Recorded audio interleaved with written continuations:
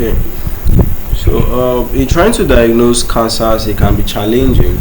So you might actually want a lot of how will I put it? You might actually want a lot of options, you know.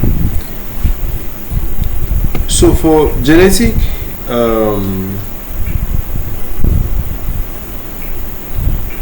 tumors, that's like you're not just okay, genetic tumor markers.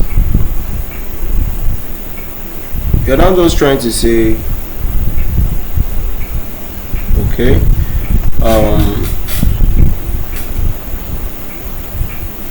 when you have a particular cancer in the body, all right, some particular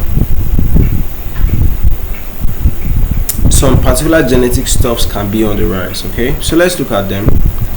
All right, so oncogenes and tumor suppressor genes are the basic genetic stuffs that can be distorted when you have some particular cancers in the body.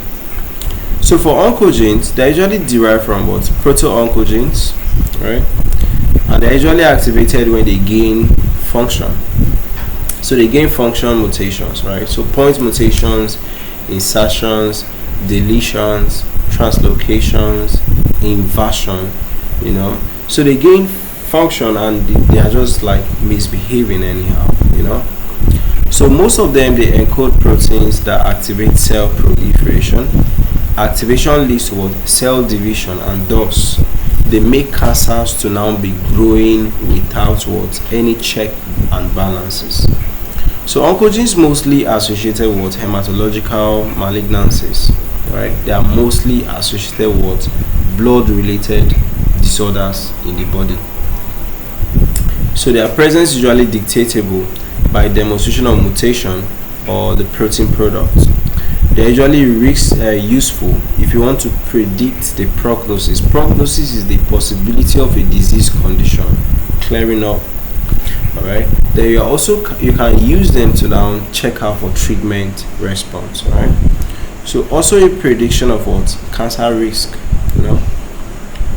So rate oncogene mutations in MEN syndrome and all of that. Right?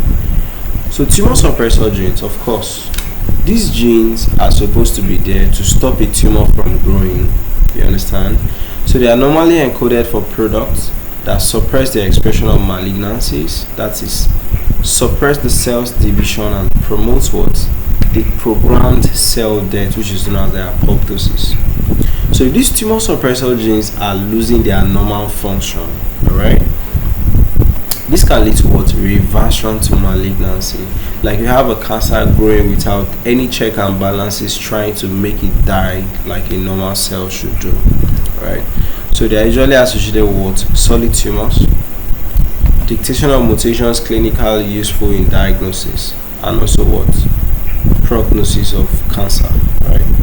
So also they can be used in what? Predicting if a tumor is what? Susceptible, right, to treatment or something. So this is just it. Of course, you know that if there's a presence of tumor suppressor genes there, if you treat a cancer, it will respond better, you know. So I think this is just it for the whole concept of genetic tumor markers. Let's move to the next one.